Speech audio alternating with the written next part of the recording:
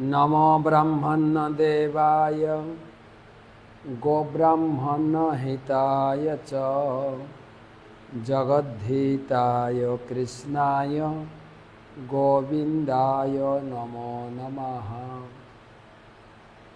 तप्त कांचन गौरांगी राधे वृंदावनेश्वरी वृषभानुसुते देवी प्रणमामि हरिप्रिये।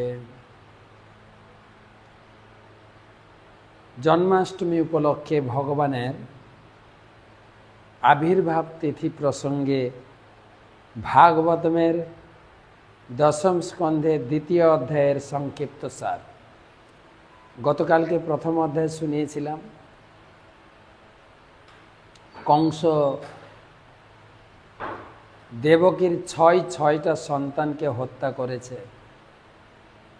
এবং উগ্রসেনকে বন্দী করে নিজেকে রাজা বলে ঘোষণা করেছে। তারপর থেকে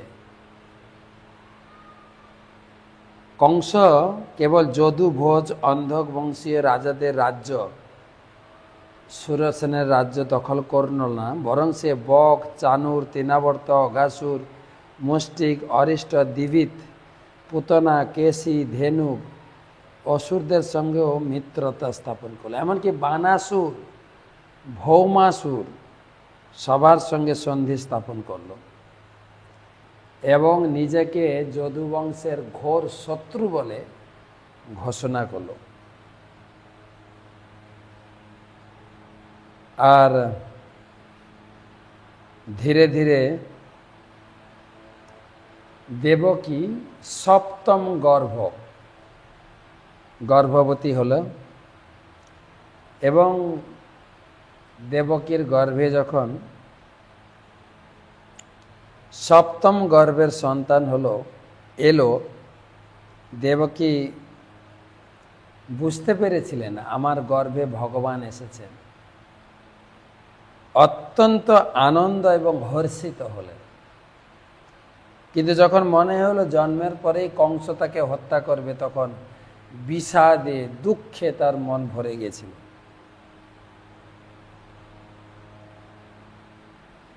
আর তখন ভগবান যখন বলরাম বা শঙ্কর্ষণ বা শেষাক্ষম দেবকীর গর্ভে, তখন ভগবান যোগমায়া, ভগবানের চিৎ শক্তি, তাকে ফোন করলেন। ভগবান অপি বিশ্বাত্মা বেদিত্বা কংসজম ভয়ম যদু নাম নিজ নাথা নাম যোগমায়া সমাদিশত। যোগমায়া মানে যোগমায়াকে সমাদিশত মানে আদেশ করলেন। কি আদেশ করলেন?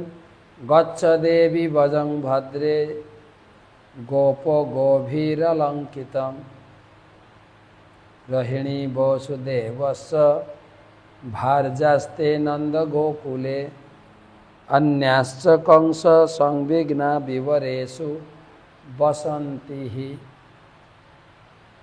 भगवान जोगमाया के आदेश दिलेन, हे देवी तुमी ब्रजे जाओ, जेखाने गाई एवं समस्त गोपदेर अवस्थान, सेखाने गिये कि तुमी कि करबे? रोहिणी वसुदेव भार्यास्ते नंद गोकुल। না, নন্দ মহারাজের ঘরে রোহিণী দেবী আছে। রোহিণী হচ্ছে বসুদেবের স্ত্রী। বসুদেবের স্ত্রী দেবকী। রোহিণী আদি আরও 15 জন স্ত্রী ছিল, টোটাল 16 জন স্ত্রী।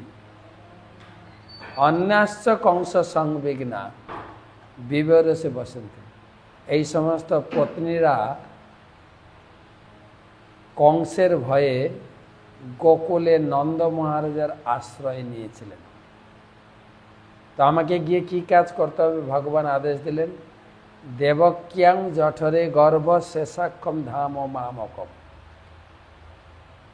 দেবকীর গর্ভে যে সপ্তম গর্ভ, সে হচ্ছে শেষ, অনন্ত শেষ আমার ধাম, আমি যার উপরে আশ্রয় করে থাকি, আমি যার উপরে শয়ন করে থাকি, সে বলরাম। তৎ সন্নিকৃষ্য রোহিণা উদরে সন্নিবেশয়, সে অরিজিনালি কিন্তু রোহিণীর পুত্র। সে আমার মায়ের গর্ভে এসেছিল আমার মায়ের গর্ভকে শুদ্ধ করার জন্য, কিন্তু সে রোহিণীর গর্ভের প্রতি আকর্ষিত হচ্ছে, তৎ সন্নিকৃষ্য। আর তুমি সেই মায়ের দেবকী মায়ের গর্ভ থেকে সপ্তম গর্ভ নিয়ে রোহিণ্যাম উদরে সন্নিবেশয়, রোহিণীর উদরে বা গর্ভে স্থাপন করো।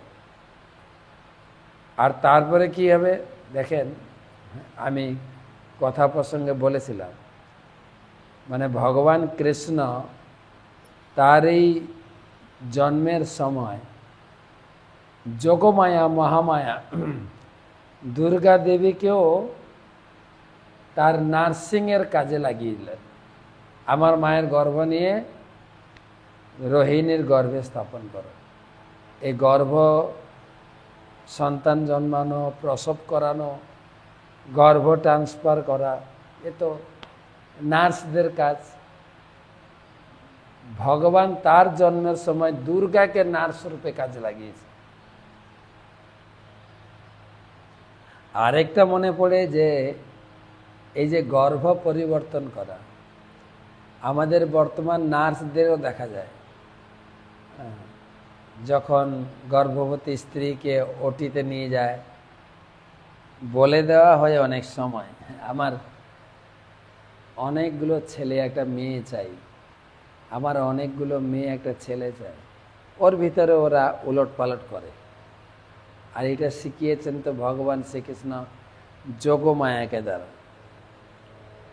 তারপরে কি হলো না, যখনই আমার মায়ের গর্ভটা খালি হবে তখন আমি কি করব, তথাহম অংশ ভাগেন দেবক্যা পুত্রতম শুভে, আমি তখন আমার মায়ের গর্ভে জন্মগ্রহণ করব, দেবকীর পুত্র রূপে জগতে আসবো। আর তুমি, তোমার কাজটা কি, প্রাপ্সমি তম যশোদায়ম নন্দ পত্ন্যাম ভবিষ্যসি, তুমি নন্দ মহারাজের পত্নীর যশোদার গর্ভে কন্যা হয়ে জন্মগ্রহণ করবো, অর্থাৎ আমার ভগ্নী হয়ে জন্মগ্রহণ করবো। আর দুজনে একই সঙ্গে জন্মাবো। আমার বাবা কি করবে, আমাকে নিয়ে যাবে তোমার মায়ের কাছে, তোমাকে নিয়ে আসবে আমার মায়ের কাছে, পাল্টাপাল্টি হবে। আর এই কাজটা যদি তুমি করে দাও, নার্সিংয়ের কাজটা, তাহলে তোমাকে আমি আশীর্বাদ দিচ্ছি, বেতন দিচ্ছি।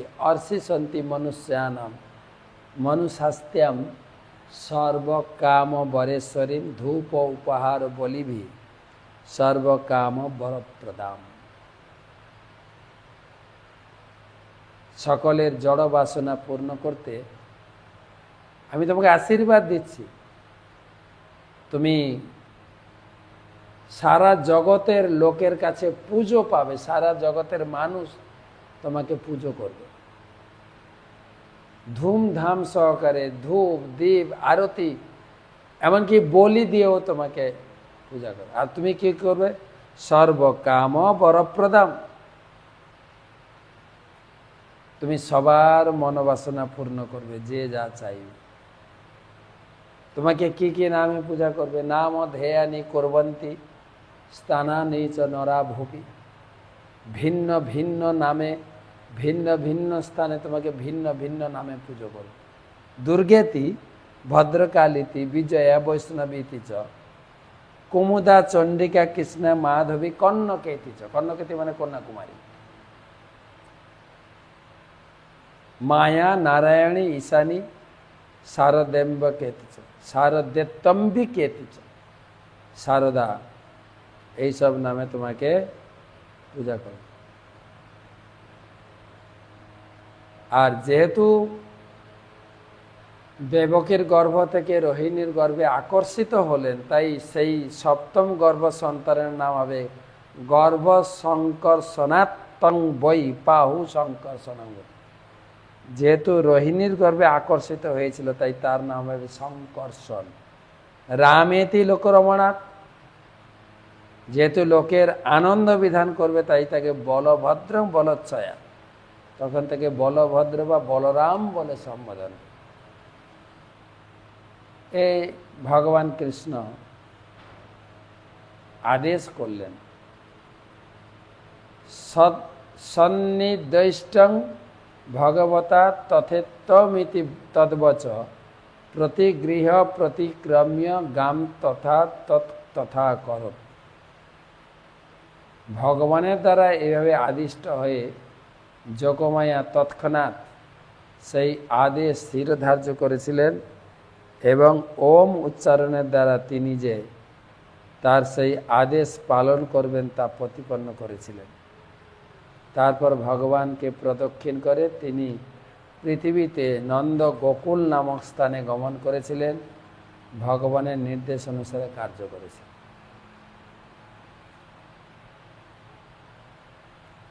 তো ভগবান যেই সপ্তম গর্ভ চলে গেলেন রোহিণীর গর্ভে, আর তখন ভগবান তিনি বসুদেবের চিত্তে আবির্ভূত হলেন। ভগবান অপি বিশ্বাত্মা ভগবান ভক্তা নাম অভয়ঙ্কর আবিবেশাংশ ভাগেন মন আনক দুন্দুভি। এই আনক দুন্দুভি শ্রী বসুদেবের চিত্তে ভগবানের আবির্ভাব ঘটল, আর তারপরে দেবকীর চিত্তে দেবকীর হৃদয়ে প্রবেশ করলেন, বসুদেব থেকে দেবকী। তত জঙ্গল মঙ্গলম অচ্যুতাংশ সমাহিতম সুরসতেন দেবী দধার সর্বাত্মকাত্মভূতম কাষ্টা যথান নন্দ করং মনস্ত। আর যখনই ভগবান দেবকীর গর্ভে আবির্ভূত হয়েছে আর দেবকীকে অত্যন্ত সৌন্দর্য লাগছে দেখতে, ভগবান তার গর্ভে আছেন যে। সা দেবকী জগন্নিবাস নিবাস ভূতা নিতরাং নরেজে ভোজেন্দ্র গাহে শিখিকে বরুদ্যা সরস্বতী জ্ঞান খলে যথাসতী। দেবকীকে এত সুন্দর লাগছে যেন ভস্ম আচ্ছাদিত অগ্নির মতো। তার সেই সৌন্দর্য অন্য কেউ দেখতে পেল না, কেবল কারাগৃহকে আলোকিত করেছিল এবং কংস দেখতে পেয়েছিল দেবকীর সৌন্দর্য, আর কেউ দেখ। তখন আকাশ মার্গ থেকে দেবতারা এসে যে ভগবানের বন্দনা করতে শুরু করেছিলেন, অর্থাৎ দেবকীর গর্ভবন্দনা করছিলেন। সেই বিষয়ে এই অধ্যায়ে বিস্তারিত বর্ণনা রয়েছে, যেখানে দেবতারা প্রার্থনা করছেন যে তমেক এবাস শতং প্রসূতি তং সন্নিধান তমনুগ্রহশ্চ তন্মায়া সংবিত চেত সত্যং পশ্যন্তি নানান বিপশ্য। হে প্রভু, এই বিশ্বজগৎ আপনি সৃষ্টি করেছেন, আপনারই অধীনতায় এই বিশ্বজগৎ পালন পোষণ এবং ধ্বংস কার্য সাধিত হয়। আমরা কেবল আপনার নিমিত্ত মাত্র। এই জগতে আপনার আবির্ভাব মঙ্গলময়। দয়া করে আমাদের সকলের মঙ্গল বিধান করুন। অনেকগুলো শ্লোকের দ্বারা দেবতারা গর্ভস্থ শিশুর প্রার্থনা করেছে। হে লক্ষ্মীপতি ভগবান, তথা নতে মা ধবতা বকা কচিত ভসন্তি মার্গা তৈ বদ্ধ সৌভ। হে প্রভু, আপনার সঙ্গে পূর্ণ প্রেমে সম্পর্কযুক্ত ভক্তরা কখনোই ভক্তিপথ থেকে ভ্রষ্টচ্যুত হন না। আপনি সর্বদা তাকে রক্ষা করেন। সত্যং বিশুদ্ধং শ্রোতয়েত ভমান সুত শারীরিণাম শ্রেয় উপায়নাঙ্গ। আপনি সত্য, আপনার কার্যকলাপ সত্য, আপনার প্রতিজ্ঞা সত্য, আপনি সত্যবাক।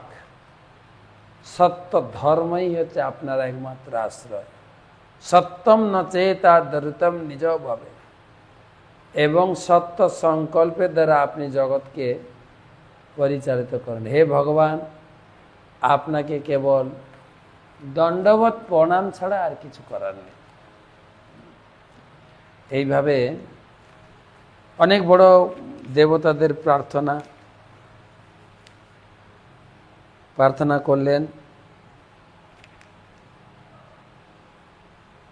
একমাত্র আপনার চরণ পদ্মের আশ্রয়ই হচ্ছে এই ভবসমুদ্রে নৌকার আশ্রয়ের মতো আমাদের নিত্যধাম ভগবত ধামে পৌঁছানো যায়। হে প্রভু, আমাদের প্রতি কল্যাণ করুন।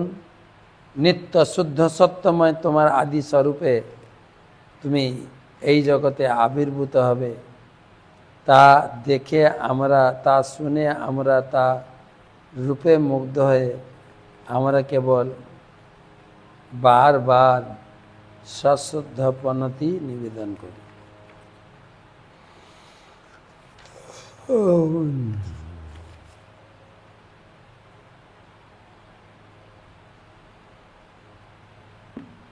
অন্তরিক্ষে অনন্ত দেবতা এসে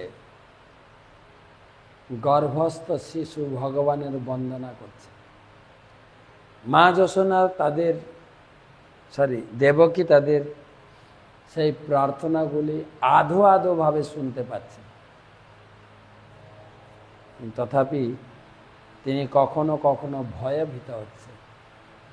এই শিশু জন্মানোর পরে কংস তাকে হত্যা করবে, এই চিন্তা করতে করতে দেবতাদের প্রার্থনা শীর্ণন গৃহন স্মরণান চ চিন্তয়ন নামানি রূপানি চ মঙ্গলানিতে। দেবতারা বলছেন, হে ভগবান, আপনার চরণে যারা আশ্রয় গ্রহণ করেছে তারা নিরন্তর আপনার শ্রবণ, আপনার নাম কীর্তন, আপনার ধ্যানে মগ্ন হয়ে তাদের সমস্ত সময় অতিবাহিত করেন। হে প্রভু, সেই পরমেশ্বর ভগবান এই জগতে আপনার আবির্ভাব মহিমাময়। আপনি ভিন্ন ভিন্ন যুগে ভিন্ন ভিন্ন রূপে অবতীর্ণ হয়েছেন। মৎস্যাস কচ্ছ নৃপসিংহ বরাহ হংস। আপনি আগে মৎস্যরূপে, কূর্মরূপে, অশ্বরূপে, নৃসিংহ, বরাহ, হংস, রামচন্দ্র, পরশুরাম বিভিন্ন অবতারে এসেছেন। এখন আপনি মায়ের গর্ভে পূর্ণ কৃষ্ণ অংশরূপে আবির্ভূত হচ্ছেন। এতে চাংস কলা প্রংস কৃষ্ণস্তু ভগবান স্বয়ং ইন্দ্রারি ব্যাকুলম লোকম মেঢ়য়ন্তি যুগে যুগে।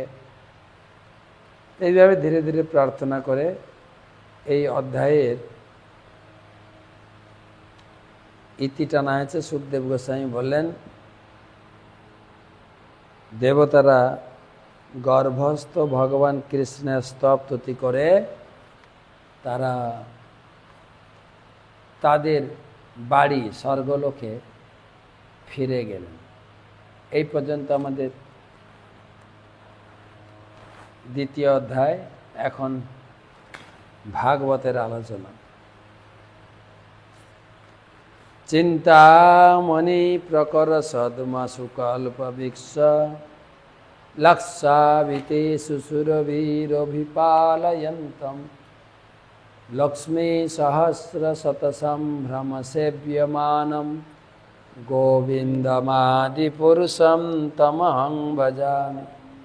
নমো ওং বিষ্ণুপাদায় কৃষ্ণপৃষ্ঠায় ভূতলে শ্রীমতে জয়পতাকা স্বামিনিতি নামিনে। নমাচার্যপাদায় নিতায় কৃপাপ্রদায়িনে গৌরকথা ধামদায় নগর গ্রাম তারিণে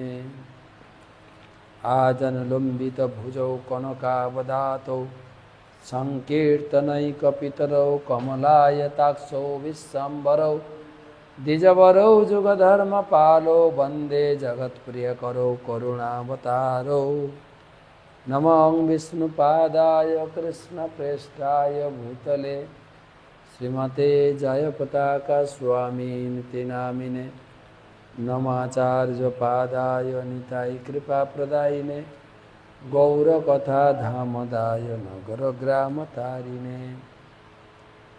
জয় শ্রী কৃষ্ণ চৈতন্য প্রভু নিত্যানন্দ শ্রী অদ্বৈত গদাধর শ্রীবাসাদি শ্রী গৌর ভক্তবৃন্দ। হরে কৃষ্ণ কৃষ্ণ কৃষ্ণ হরে হরে হরে রাম রাম রাম হরে হরে। ওম নমো ভগবতে বাসুদেবায়। ওম নমো ভগবতে বাসুদেবায়। ওম নমো ভগবতে বাসুদেবায়। নারায়ণং নমস্কৃত্য নরং চৈব নরোত্তমং দেবীং সরস্বতীং ব্যাসং ততো জয়মুদীরয়েৎ। তমাদিদেবং করুণানিধানং তমালবরণং সহিতাবতারং অপার সংসার সমুদ্র সেতুং ভজামহে ভাগবত स्वरूपम। ग्रंथराज श्रीमद् भागवतम की जाय। पंचम स्कंध अष्टादश अध्याय चतुर्थ श्लोक থেকে आलोचना। जम्बूद्वीपवासी इलावित्त कि बोले भद्राश्व वर्षे भद्रश्रवार भगवत वंदना 4 नम्बर श्लोक থেকে वदन्ति विश्वं कवयस्मनश्चरं पश्यन्ति चाध्यात्मविदो विपश्चितः तथापि मह्यन्ति तवाजमायया सुविस्मितं कृत्यमजं नतोस्मितं। वदन्ति विश्वं कवयस्मनश्चरं पश्यन्ति चाध्यात्मविदो विपश्चितः तथापि मह्यन्ति तवाजमायया सुविस्मितं कृत्यमजं नतोस्मितं। এই শ্লোকে ভদ্রশ্রবা তিনি বলছেন, হে অজ, আপনাদের মনে আছে ভদ্রশ্রবা তিনি হয়শীর্ষ ভগবানের অংশ অবতারের প্রার্থনা করছেন। হে অজ, আত্মতত্ত্ববিদ বেদজ্ঞ পণ্ডিতেরা, বিবেকীরা এবং দার্শনিকেরা নিশ্চিতভাবে জানেন যে এই জড়জগৎ নশ্বর। সমাধিস্থ অবস্থায় তারা এই জগতের প্রকৃতির স্থিতি উপলব্ধি করতে পারেন এবং সেই তত্ত্ব তারা প্রচারও করেন, কিন্তু তা সত্ত্বেও তারা কখনো কখনো আপনার মায়ের দ্বারা মোহিত হন।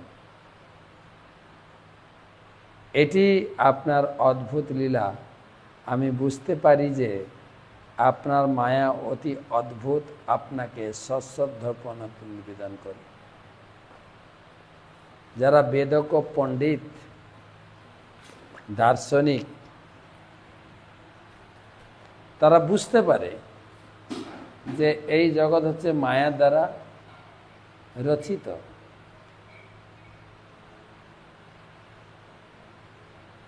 এই জগতের মায়া দ্বারা এই জগৎ গঠিত হয়েছে। কিন্তু দেবতারা বলছেন, তারা পণ্ডিত হতে পারে, দার্শনিক হতে পারে, কিন্তু তারা কি হয়েছে, তোমার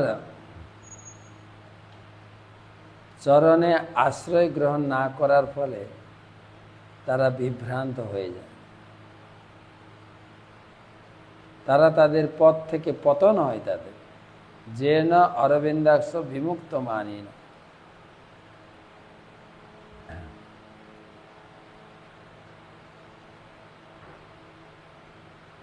নিজেকে বিমুক্ত মনে করে তারা এই জগতে পতিত হয়।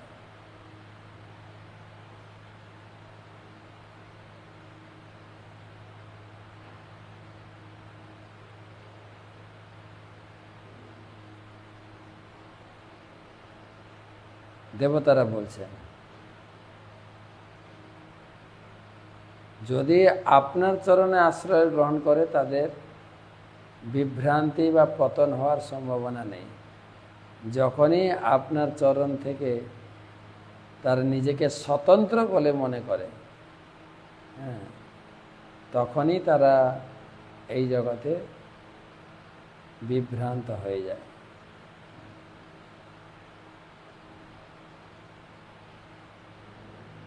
দ্বিতীয় অধ্যায়ে যে অন্য অরবিন্দাক্ষ বিমুক্ত মানিন তৈয়স্তদ্ভাবাদি বিশুদ্ধ বুদ্ধয় আরোহ কৃচ্ছেণ পরম পদম তত পতন তদ অনাদৃত যুষ্মন অঙ্গ্রয়।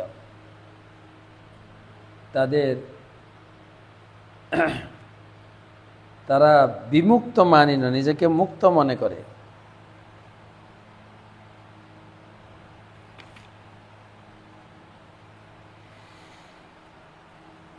এবং তারা আপনার মহিমা উপলব্ধি করতে পারে, প্রচারও করে, কিন্তু কখনো কখনো তারা মায়ার দ্বারা বিভ্রান্ত হয়ে, এই যে আপনার অদ্ভুত লীলা, স্বয়ং সমুত্তীর্য সুদুস্তরম দুমন ভবার নবম ভীম মদব্র সৌহৃদা ভবৎ পদাম্ভ রত্নমন্নতে নিধায় জাতা সদনুগ্রহ ভবা। কেবল আচার্যদের পদাঙ্ক অনুসরণ করলে বিভ্রান্ত হওয়ার সম্ভাবনা থাকে। তাই এখানে ভদ্রশ্রবা তিনি বুঝাতে চাইছেন, কেবল শাস্ত্রের পাণ্ডিত্য জ্ঞান দিয়ে তুমি ভক্তি জীবনে টিকে থাকতে পারবে না। কেবলমাত্র ভগবানের শরণাগত, ভগবানের পাদপদ্মের আশ্রয়ই তোমাকে বাঁচাতে পারে, পাণ্ডিত্য জ্ঞান তোমাকে বাঁচাতে পারে।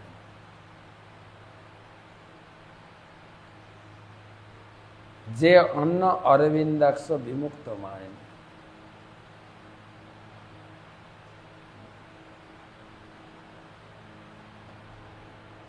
নিজেকে বৈদিক জ্ঞানের পারদর্শিতা ভেবে নিজেকে মুক্ত মনে করে নেওয়া, পতন্তি অধ অনাদৃত যুষ্মন অঙ্গ্রয়।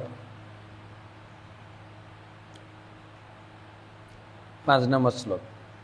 বিশ্বদ ভবস্থান নিরোধ কর্ম তে अर्कतुरङ्गीकृत माप्यपावृतः युक्तं न चित्रं तै कार्यकारणे सर्वात्मनि व्यतिरिक्ते च वस्तुतः विस्मृत भावस्थान निरोध कर्मते हि हर्कतुरङ्गी कृतमप्यपावृतः युक्तं न चित्रं तै कार्यकारणे सर्वात्मनि व्यतिरिक्ते च वस्तुतः।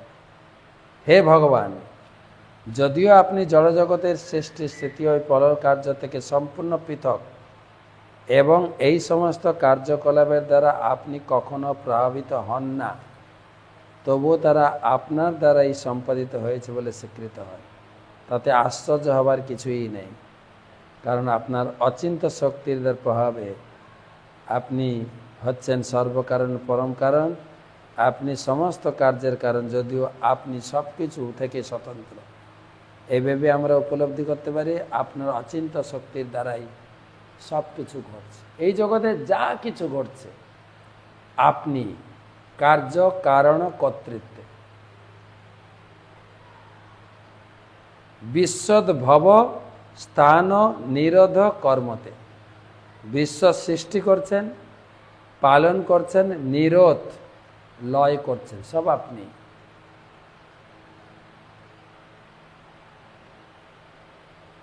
আমরা তো ভগবান সম্বন্ধে জানি না বলে একে ওকে কৃতিত্ব দান করি। আরে তাকে যে তৈরি করেছে তার স্রষ্টাকে কৃতিত্ব দিন। কৃতিত্ব সবসময় স্রষ্টার হওয়া উচিত, কিন্তু স্রষ্টা যে কে সেটাও জানা উচিত।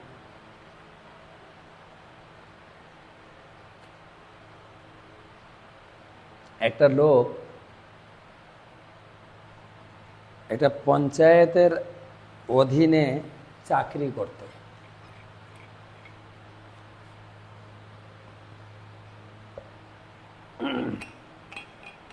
একদিন লোকটা ও জানতো যে পঞ্চায়েত প্রধানই সবকিছু। একদিন দেখলো সে পঞ্চায়েত প্রধান শহরে গিয়ে তহসিলদারের শরণাপন্ন হল। তহসিলদারের কাছে সমস্ত এই গ্রামের কার্যকলাপ সবকিছু তার কাছে রিপোর্ট পেশ করল। তখন জিজ্ঞেস করলো পঞ্চায়েত প্রধান সাহেব, আপনি উনার কাছে গিয়ে আপনার কার্যের জবাবদিহি প্রেরণ করলেন। বলছে উনি হচ্ছেন আমার মালিক। তো বলে আমি আর আপনার কাছে কেন থাকবো, ওনার কাছেই সেবা করুন। এবারে কালেক্টর যে ডিএম আছে, ডিস্ট্রিক্ট ম্যাজিস্ট্রেট, তার কাছে গিয়ে তার কাজের জবাবদিহি। এবারে ডিএম সে গেল মন্ত্রীর কাছে, মন্ত্রী গেল মুখ্যমন্ত্রীর কাছে, মুখ্যমন্ত্রী প্রধানমন্ত্রীর কাছে। এবার প্রধানমন্ত্রীকে দেখছে উনি মন্দিরে গিয়ে ভগবানের চরণে মাথা ঠুকাচ্ছে। বলছে আপনি প্রধানমন্ত্রী, আপনি আবার কার কাছে মাথা নত করছেন? বলছে আরে ঈশ্বরই সব কিছু, আমরা কেউ না। বলে তাহলে ঈশ্বরের সেবা করবো, আপনার কেন সেবা করবো? এইভাবে ধীরে ধীরে মানুষ যদি বুঝতে পারে, মানুষ তো টুকটাক কোনো কিছু করে আমার চালাকি, আমার কর্মদক্ষতা, আমার বুদ্ধিমত্তা দিয়ে আমি করলাম বলে নিজেকে অহংকারী হয়। ভগবান হাসছেন তৃতীয় অধ্যায় গীতা 27 নম্বর শ্লোক, প্রকৃতি ক্রিয়ামাণানি গুণই কর্মাণি। আমি সব কিছু করছি, তোমার পরিবার চালাচ্ছি, তোমাকে বাঁচিয়ে রেখেছি, সব কিছু করছি, আর নাম কিনছো তুমি। অহংকার বিমূঢ়াত্মা, অহংকারী কথা। তো বিশ্বদ ভব স্থানম নিরোধ কর্মতে। আরেকটা শ্লোক, বেদান যুগান্তে তমসা তিরস্কৃতান রসা তলাদজো নিতুরঙ্গ বিগ্রহ প্রত্যাদদে বৈ কবয়ে অভিজাজতে তস্मै নমস্তে অভিত তেহিতায় ইতি। বেদান যুগান্তে তমসা তিরস্কৃতান রসাতলোজে নিতুরঙ্গ বিগ্রহ প্রত্যাদদে বৈ কবয় অভিজাজতে তস্मै নমস্তে বিথতে হিতায়তি। কল্পান্তে যখন ধ্বংস করা সৃষ্টি হয়, মূর্তিমান অজ্ঞানরূপী দৈত্য যখন সমস্ত বেদ অপহরণ করে রসাতলে নিয়ে গিয়েছিল, তখন ভগবান হয়গ্রীব মূর্তি প্রকট করে বেদ উদ্ধার করেছিলেন, এবং ব্রহ্মা প্রার্থনা করলে তিনি তাকে প্রদান করেছিলেন। সেই সত্য সংকল্প পরমেশ্বর ভগবানকে আমি সশ্রদ্ধা প্রণতি নিবেদন করি। ভগবান সত্য সংকল্প, যা তিনি বলেন তিনি সেটাই কার্য করেন। সত্য সংকল্প।